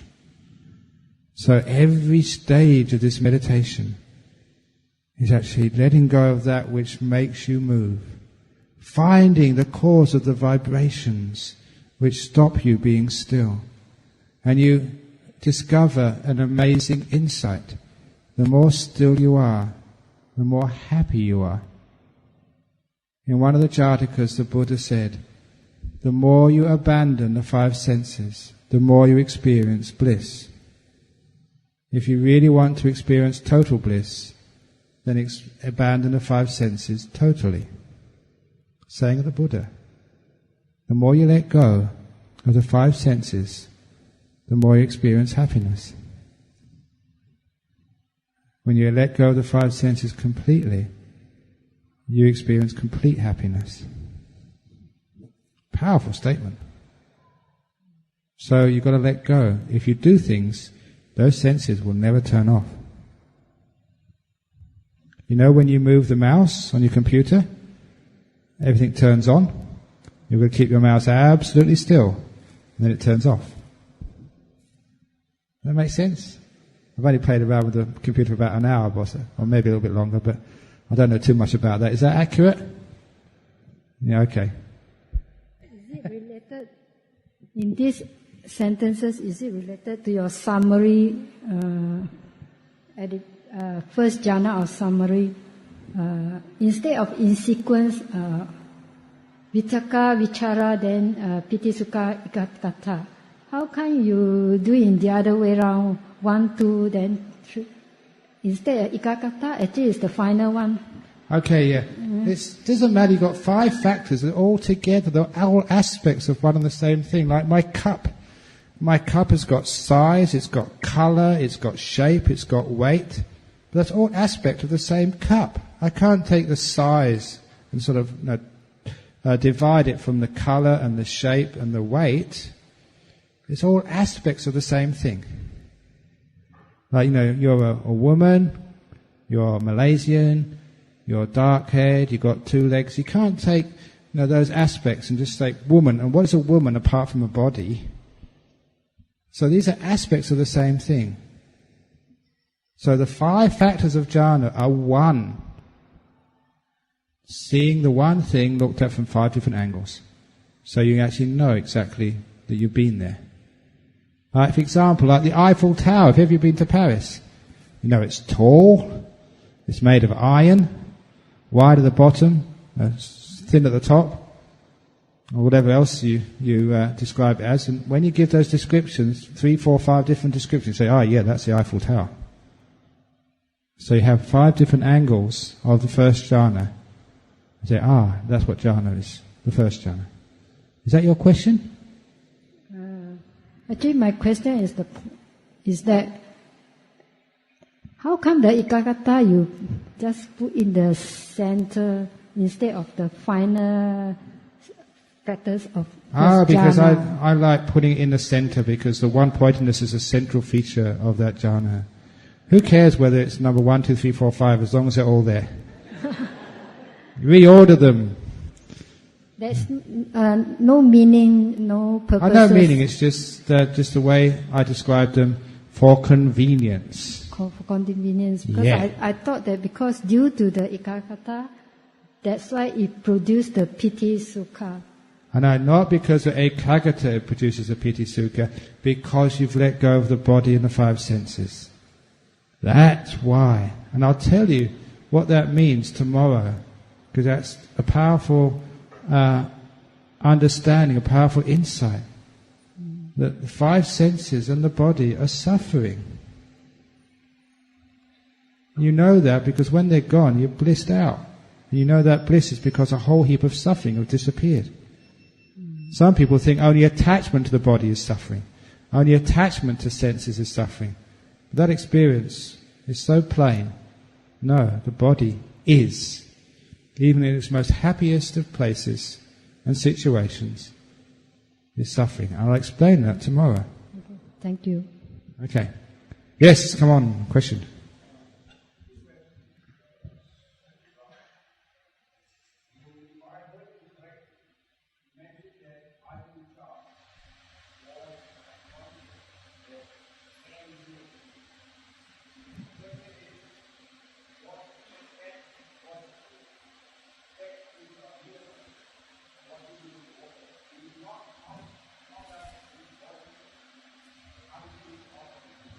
Okay, he was not unconscious, he was in a coma.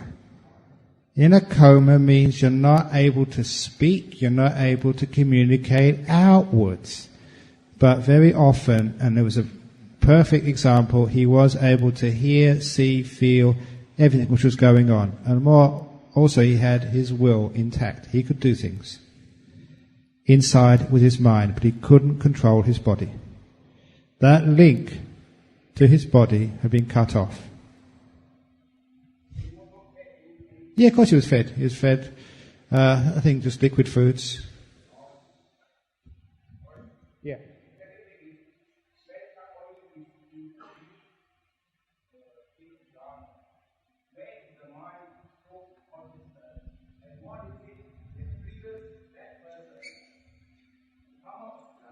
Okay. Where is the mind, the consciousness, when the person is in jhanas? Now, it's not the right question, because you've heard me say this wonderful example, which I got from a friend, an old college friend whose child was in the first grade of school, and the teacher said, as an example to the class, what is the biggest thing in the world? One little child of 5-6-year-old said, my daddy is the biggest thing in the world. Those of you who had children, I can understand that. Another child said, no, an elephant is the biggest thing in the world, because it turned out they had recently been to the zoo. Another child said, no, a mountain is the biggest thing in the world. And the daughter of my old friend from college said, you're all wrong. The biggest thing in the world is my eye. This is a brilliant story. And the class stopped. Even the teacher didn't understand what she was talking about. Why do you say that? Said the teacher. And this little 5-year-old philosopher said, well, my eye can see her daddy, my eye can see an elephant and a mountain and much more. If all of that can fit into my eye must be the biggest thing in the world. Now, isn't that brilliant? But you can take that further.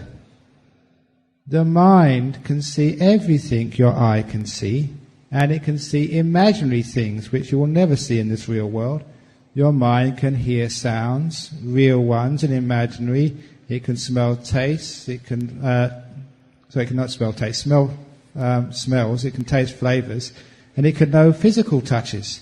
You can feel physical touches, both imaginary and from your fantasies. But it can also know things. Everything which can be known can fit into your mind. So surely your mind must be the biggest thing in the world. It's not that your mind is in your body somewhere. It's not that your mind is in this room. It's not that this mind is in this earth.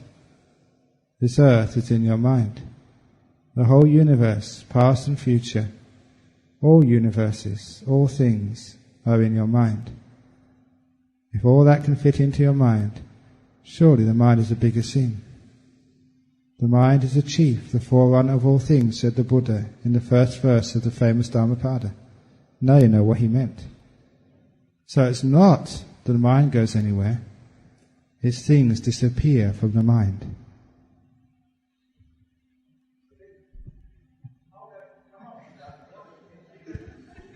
The mind doesn't come out, just things reappear in the mind.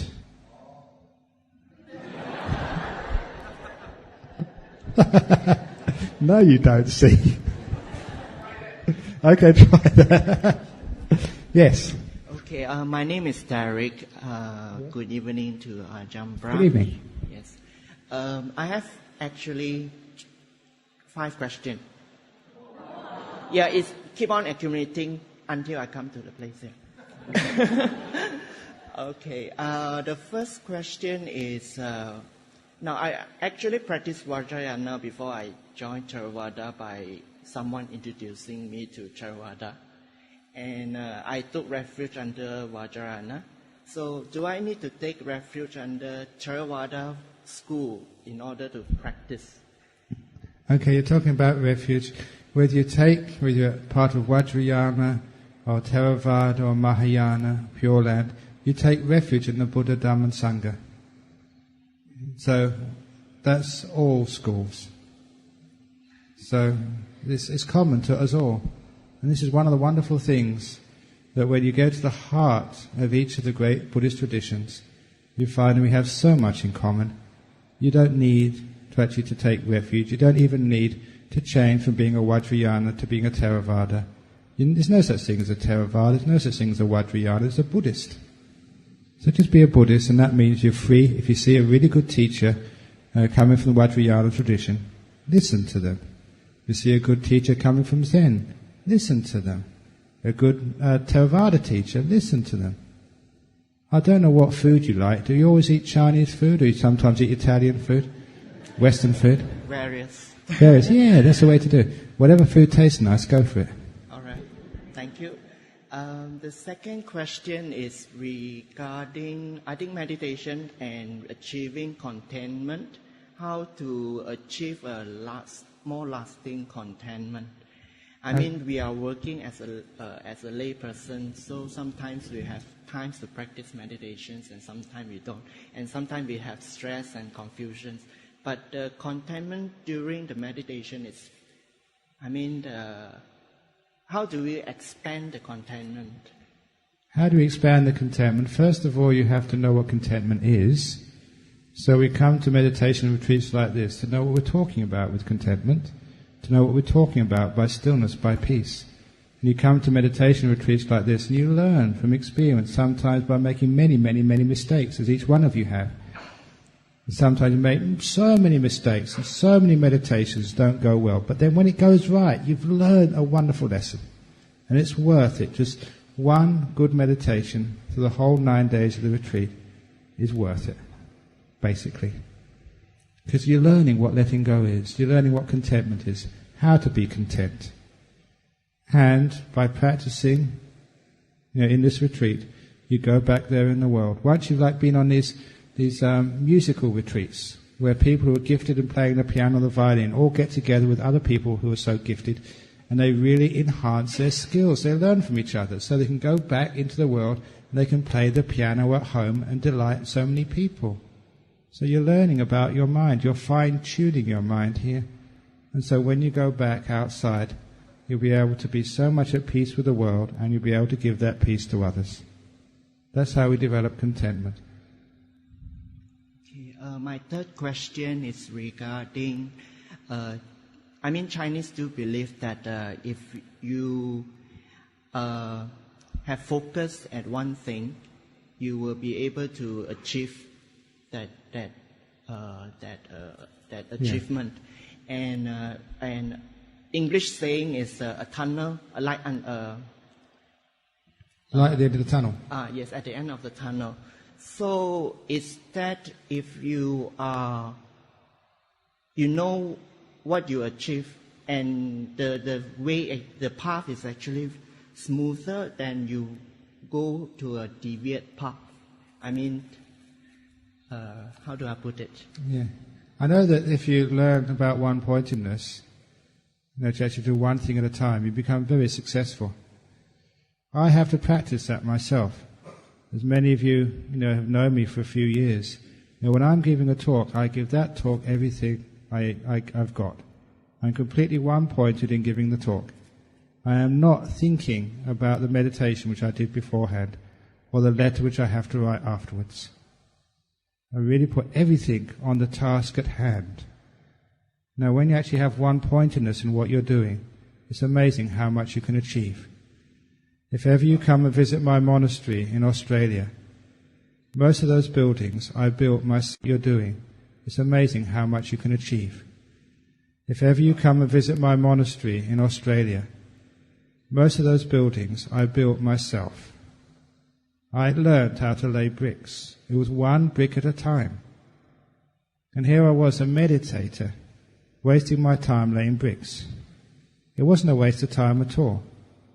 I thought at first that, can't our lay people actually do this job for us so I can do some more meditation or teaching? But it wasn't a waste of time, because when I was laying bricks, I gave it everything I've got. I was one-pointed, I was mindful of the task at hand. And I found once I finished doing the physical labor, I went down to sit meditation. I was straight into the meditation very deeply. First of all, it really surprised me. I thought I was wasting my time just laboring. It was the way I was laying those bricks. By being one-pointed, focusing on the task, which is called samadhi, and being very mindful. In laying bricks, I was building up my mindfulness. I was building up my one-pointedness. In a moment, one task at a time. And that carried on to when I sat on my meditation cushion. Seamlessly. If you know how to meditate, you can lay bricks very perfectly. If you know how to meditate, you can write that letter so clearly. If you know how to meditate, you can get that deal done. You can win that contract very easily. Try it. Yeah? Okay, my fourth question is regarding jhana. I think I heard the sutta regarding jhana. Another word is trance. But in Chinese, when we say trance, we will believe in xiang tong, when they move a lot. So is it the same thing, or is it, and if it's not, what is the difference? Okay, the main difference, in a trance you have no mindfulness. Usually another being takes over your body. In a trance, you invite someone else in. In these jhanas, your mindfulness is intense, incredibly powerful, so no other being can come close to you in a jhana. I mentioned this morning about monks in jhana. They cannot be burned, they cannot be harmed or hurt at all. You've got incredible protection and power. My goodness, people can't come close to you in those states. So there's a huge amount of difference.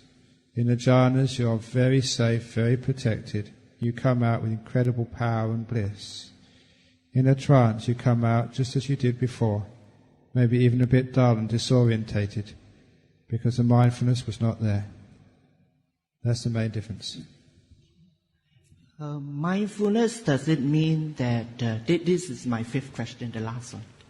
Mindfulness, does it mean that there is a one-pointed oneness in your meditations? Or there's many different levels of mindfulness. Ordinary mindfulness moves around so fast from one thing to another. It never spends long enough on anything to really understand it fully. It's one of the reasons why we have delusions, why we misunderstand things. We never really stop to fully see. It's one of the reasons why we do need that stillness to see deeply. And I will tell you about that tomorrow with wisdom. It's only in the deep meditations that mindfulness becomes strong and still. When we talk about this one-pointed business, I like to emphasize it's not one-pointed in space as much as one-pointed in time. Because we think about one-pointedness as focused in space. We don't understand it's focused in time as well. In this incredible, powerful present moment. Absolutely still in time. That's what means one-pointedness. But it's one-pointedness in its factors. There are 5 factors, but they are one. I know in Vajrayana, in Mahayana, we talk a lot about non-duality. Not two. This is the only time in your experience you experience the meaning of non-duality. Because this is the first time there is a oneness of experience. Something which doesn't change for many hours. Where that you are so close to what you're experiencing, you've fully merged. The knower and the known are literally just so close together, it is a oneness. You come out afterwards and you say non-dual, now I know what that means. That's why it's called ekaggata. Not just one pointedness of mind, another meaning is a oneness, a non-duality of your experience. Thank you so much. Okay, anytime. Yes.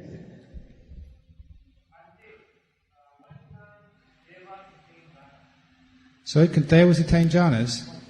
Why can't devas attain jhanas?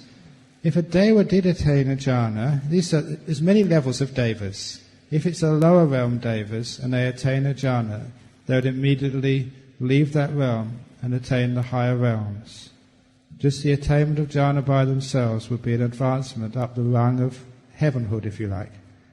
There are some devas who do attain jhanas, such as Mahabrahma.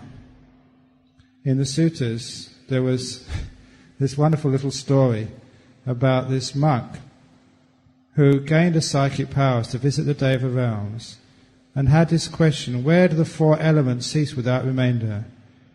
And he couldn't find anyone to answer that question, so he went up to the first level of Devas, which is the realm of the four great kings. And they said, listen, we don't know the answer to that question, but there's another group of Devas more superior than us, who are called the heaven of the 33. Go up and ask them. So he went to ask them. He asked Sakka, who was the king of these Devas of the 33, and he said, I don't know the answer to that question, but there's the Yama Devas who are above us. Maybe they will know.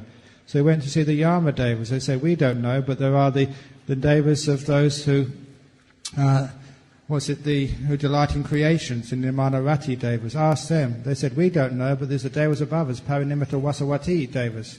They might know. And so they went up to them and said, we don't know, but there's Mahabrahma. He will know. The Devas of the in companionship with Brahma, they might know. So he went up into this Brahma realm, this lower Brahma realm, those who live in companionship with Brahma. And they said, we don't know, but Mahabrahma, God will know. And he said, where is he? He said, we don't know where he is, but every now and again there's a great light appears, and out of that light comes Mahabrahma. You know what that light is again? Nimitta. Because this Mahabrahma goes in and out of first jhana. When he comes out, he's visible to his retinue. And so after a while, Mahabrahma appeared out of the nimitta. You go in through the nimitta, you come out through the nimitta into the jhanas. And this monk asked him, where do the four elements cease without remainder? And Brahma said, I am Brahma, the firstborn, the creator, the Lord of all is. And the monk said, I never asked you that. I asked you, where do the four elements cease without remainder? And Mahabrahma says, I am God, the firstborn, the creator of all that is, the Lord of everything. I didn't ask you that. Where do the four elements cease without remainder? Read it in the sutta, it's very funny. And Mahabrahma takes the monk by the arm and leads him aside and said, shh, I don't know the answer to that. But these people, they think I'm smart, so no, I don't want them to know. And anyway, monk, you're a very foolish monk. Down where you came from, there's a great Buddha. Ask him. That's very, very cheeky, but it's a very fascinating little sutta there.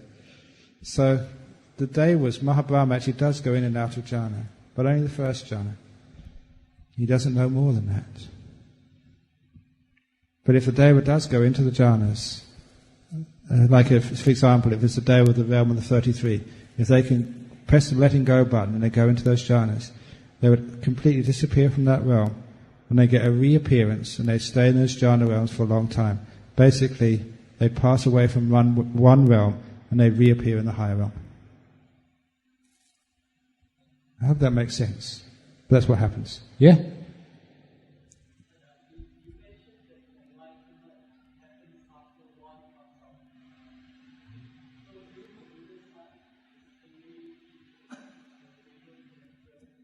Ah.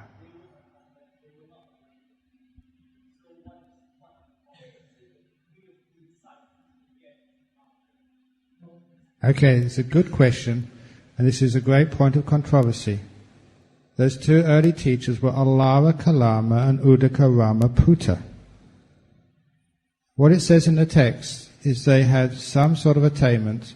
First of all, Alara Kalama had the attainment of nothingness, and Udaka Ramaputta, or rather, he was a disciple of Udaka Rama. Udaka Ramaputta means a disciple of Rama the Udakan. He said his teacher used to have the state of neither perception nor non-perception. Now, the anomaly is, the question which many people ask, is that if those teachers had practiced jhana, and if the Bodhisattva had practiced those jhanas, why had the Buddha to recollect the jhana under the rose apple tree and not the jhana under those two teachers? Also, why was it the Buddha said that, actually the day was said, and it was repeated by Ananda, the Buddha discovered the jhanas, not Alara Kalama, Udaka Ramaputta? The only feasible explanation is this, that Udaka Ramaputta, Alara Kalama, did not practice the jhanas, nor the arupa states. But what they had there was almost like an echo of those original states, in the same way that even today, because we talk about jhanas and because they're such an important part of the path, 2,500 years since the time of the Buddha, some people teach jhanas, but they're not the real thing. They're not true jhanas, they're something much, much, much less. Simple wishful thinking means we want those jhanas so much, we make do with something which the Buddha would never say qualifies. It's very similar to university degrees. The degree which I got was much harder to get than university degrees these days. The standard has gone down. Even the degree which I got, the standard had gone down over the last 50, 60 years. A good example of that is PhDs, doctorates. In the universities of Europe, 200, 300 years ago, they would issue one doctorate maybe every 6 or 7, 10 years maybe, in the whole university. To get a doctorate, to be a PhD, maybe 200 years ago, you really had to be special. Now you can order one by post from American universities. I think even I did read an article, I don't know if it's true, in Italy, that even if you got a BA, you can call yourself a doctor. The standard always goes down because of demand, desires. And the thesis which I have, which many monks agree with now, is what Alara Kalama and Udaka Ramaputta taught, were just a watered-down version of those states. They weren't based on the jhanas. Number 2, to attain those jhanas, you have to walk the middle path. That middle path was so unrecognizable that the first 5 ascetics thought the Buddha had actually given up all possibility of attaining anything. The middle path, as the Buddha walked it, was not at all popular. Otherwise, those 5 ascetics would have recognized it and would have stayed with the Buddha. He was being radical, he was finding a new path, not something which Udaka Ramaputta and Alara Kalama had practiced. And I'm pretty convinced that Udaka Ramaputta and Alara Kalama, they hadn't any jhanas at all, nor did those incredibly refined immaterial attainments. They weren't the real thing. No more than a doctorate by post is a real doctorate. It's just the same in name, but not in actual essence. Otherwise, there's too many contradictions in the text. And that's a valid proposition. It's a great question. We talk about that a lot. Yeah, any other questions? Okay, it's almost 5. No, last question, 5 to 10. No, we've got 2 questions. The last 2 questions then. Come on. Yeah. Hello, good evening. I'm Mr. Go. I have 2 questions. So plus maybe 1 question. Well, we can allow 3 because everything's done by 3s in Buddhism. First question is, how do you explain the when the snake is in hibernation during winter. In other words, is it another form of meditation? Second is the issue of reincarnation. Thank you. Okay, the first one is like hibernation, was it? Hibernation, is that some type of meditation? Because I'm not having had a recent rebirth as a hibernating, I'm not quite sure. I can't answer that question. I don't really think so, because those animals, if they came out from hibernation, they'd be just so blissed out of their little furs that they'd sort of be jumping up and down instead of like being sleepy when they come out. I know that the snakes which come out from hibernation in Australia, they are not sort of, they don't look like happy. They're very hungry and they're very aggressive. The chances are no. With reincarnation, this is one of the advantages, the results of getting into deep meditation. I will mention this tomorrow in the insight talk about seeing things as they truly are.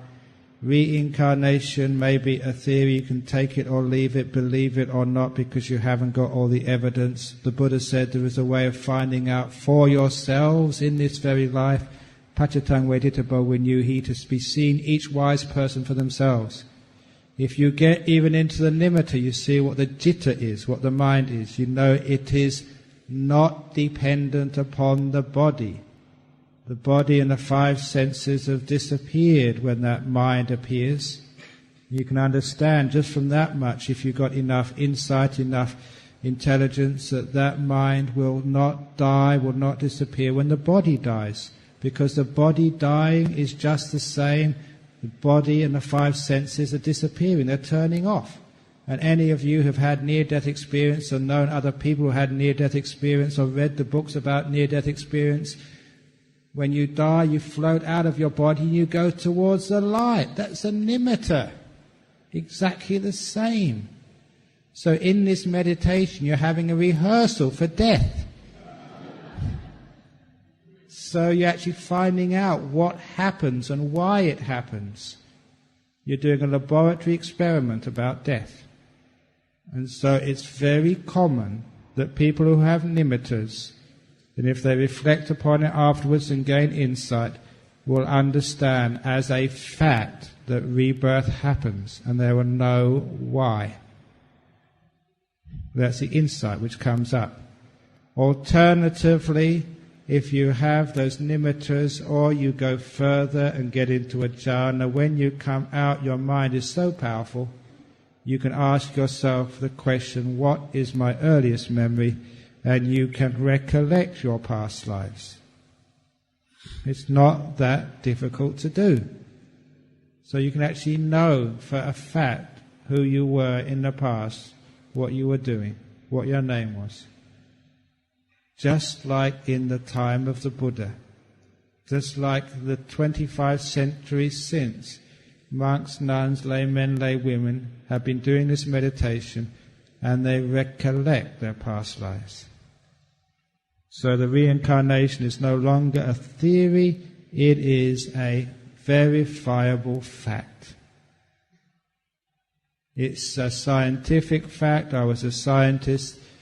The definition of a scientific fact is it can be verifiable. Someone else can repeat the experiment and find the same result. Meditation is the experiment which you do. If you follow the instructions, you will get the same result. That's why it qualifies as a scientific truth. Okay, there's one last question.